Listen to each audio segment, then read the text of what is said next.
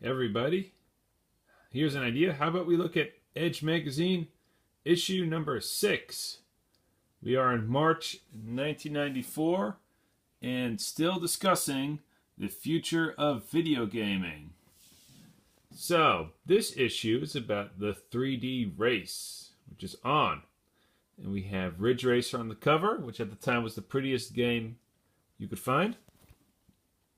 And it says here, Namco's stunning Ridge Racer coin-up shows what the latest hardware can do.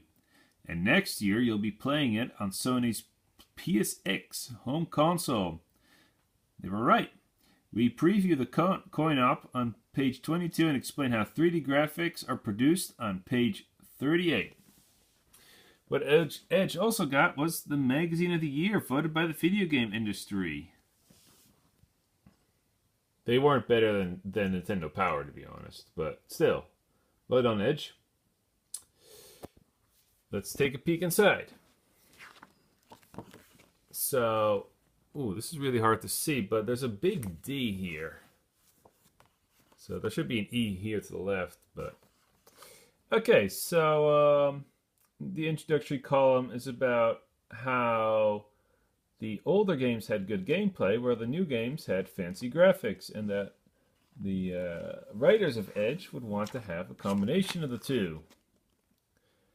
We have 3D graphics, talk about full motion video, and Doom, the first time showed in this magazine. So back in the day you had the CES, the Consumer Electronics Show, which was the equivalent of the E3, and the Saturn was shown with Daytona. These are images of the arcade game. There was this nifty unit called the Multi-Mega, I think it's called in Europe, and the CDX in other countries. And yeah, it's a Genesis plus a CD, so it's a Sega CD altogether. You can get them on eBay for about $200. Nintendo had Stunt Race FX and Super Metroid.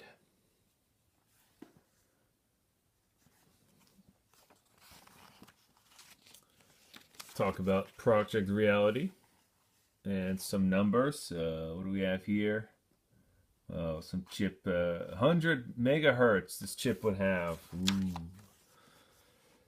In case you didn't know, the Nintendo 64 had roughly 3 times the brain power as the PlayStation 1, but you didn't see that. 3DO has a big stand, and Jaguar is also there, but with a smaller stand, and not much to see other than Aliens vs. Predator. So, the PlayStation 1 gets this famous demo of the Tyrannosaurus Rex head, which they can move, and that showed off the 3D possibilities of the PlayStation 1. And if you asked me, this looks just as good as Mario's head in Mario 64. There are images of, what's the name of this game again? Total Eclipse for the 3DO, which was sort of like Star Fox for the 3DO. There will be a review later on. Zool, the British platforming game, makes its way to the arcades, which Edge spends 2 pages on. I can't believe that. It's just really average Amiga platformer. Virtual reality raises profile at IAAP Asia. Now, this kind of shows for theme parks, and this is virtual reality in theme park stations with games like Cybergate, which I could not find anything about on the internet. So yeah, this article is very excited about spending $5 for an immersive virtual reality experience. I've never come across one at a theme park, unfortunately. So you have the charts, and the Mega CD now has Sega CD, a Sonic CD at number 1, Thunderhawk at number 2, and Lethal Force at number 3. So Night Trap Sorry, it's down to number 4 now. The Mega CD now has some excellent games. Yeah, but these are still pretty much the same. Super Nintendo and Mega Drive. Amiga now has Cannon Fodder. PC still Frontier Elite 2. And in Japan, the Mega Drive has Phantasy Star 4 and Shining Force 2. Two great role-playing games for the Genesis. Whereas the Super Famicom has Dragon Ball Z. And a rehash of the first two Dragon Quest games. So, oh, there's Romancing Saga 2, which was better than the first one. But if you're into Romancing Saga, try Part 3 for the Super Nintendo. Let's see. Here's a 3DO game called Twisted, which is like a game show of sorts, and it looks really stupid. And Edge isn't that positive about it either. Here's Ridge Racer. Wow. This game looks so stunning at the time. Really amazing. And I think it was released a month earlier than Daytona USA. So, I like it how somewhere in this magazine, not in this review, but somewhere they talk about how the game is a simulation. It's so realistic, it's a simulation. And it's if it's not an arcade racer. Now, if I ever asked somebody else, can you name one arcade racer for me? They would either say Daytona or Ridge Racer.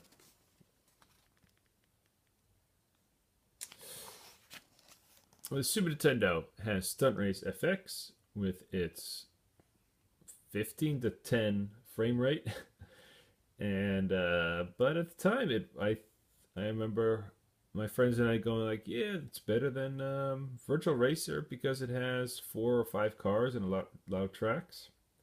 So, and there was stunt mode. It was quite a fun game actually. It just plays horribly due to the frame rate. Ah, Super Metroid. Probably the best game ever made, if not Deus Ex, or maybe Dysphoria. And Edge is quite negative about it. They're like, yeah, well, it looks like a Genesis game. You know, this is Super Nintendo, not doing that well. They only have 2 big games coming this year. And yeah, they weren't enthusiastic about it at all.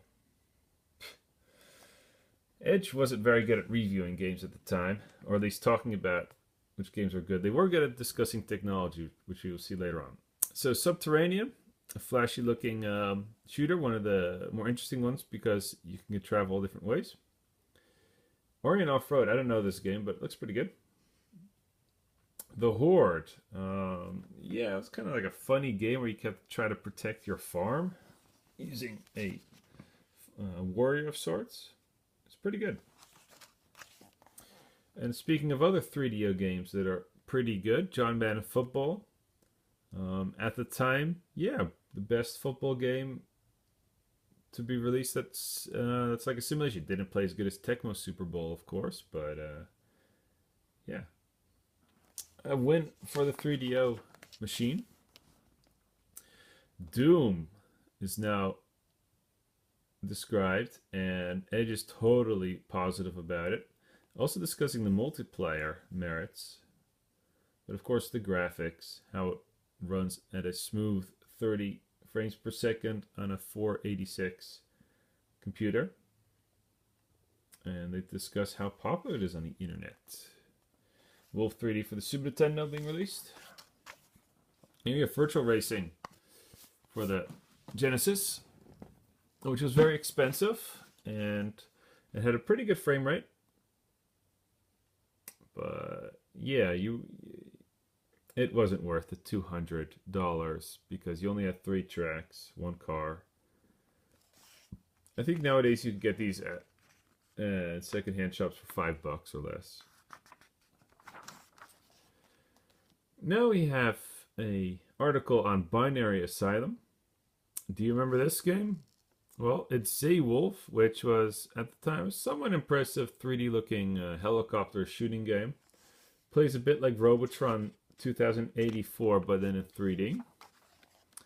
And they're talking about... I don't know what they talk about, but it's not a very interesting game. Nor is it a very interesting company. What kind of commercial is this? Bravo? So more talk of 3D graphics. I think this is fascinating because it's obvious that Sonic is still 2D sprite, and well, I mean he's still stuck in this 2D object of sorts. So, but yeah, the 3D is thoroughly discussed in this article with a lot of examples of the early 90s. Of course, like Doom, and what's this game again? Forgotten Castle, Ultima Underworld at the time, which looked better than Wolf 3D. I don't know this game. I should look this up. RoboCop 3 with polygons. So yeah, Virtual Fighter, the 7th quest. They discuss how this is all pre-rendered and therefore kind of easy. And luckily they show Comanche, which was way before its time. It uses voxels, and I'll tell you, look this up game on YouTube.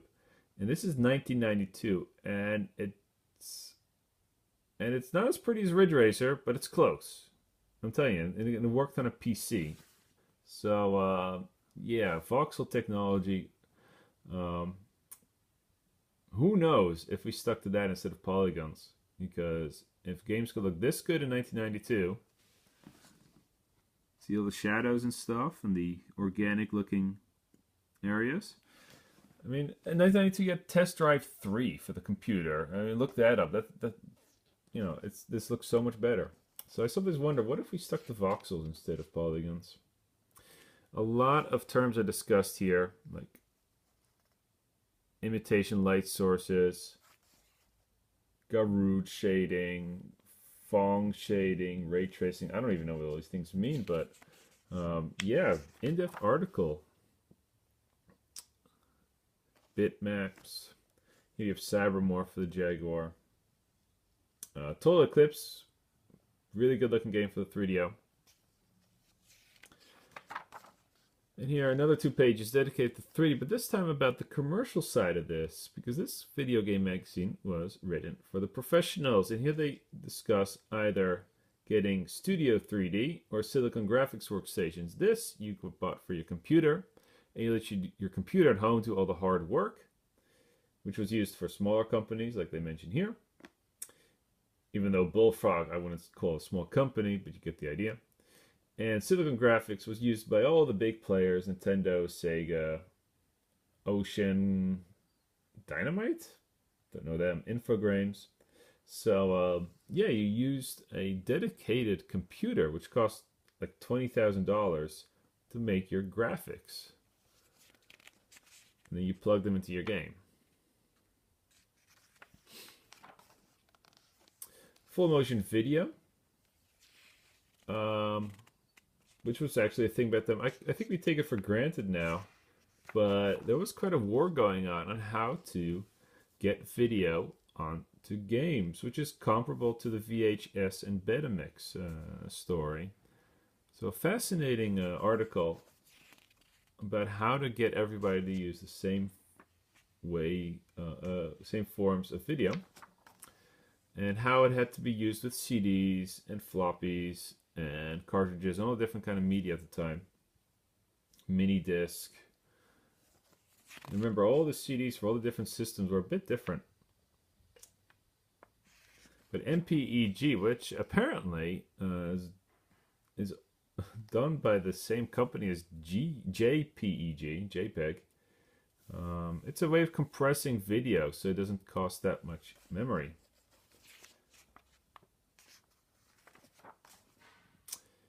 And finally, we have 1 more minute to go. I think I'll leave it at that. So next time we'll look at the reviews in Edge issue 6, March 1994, and we'll see you then.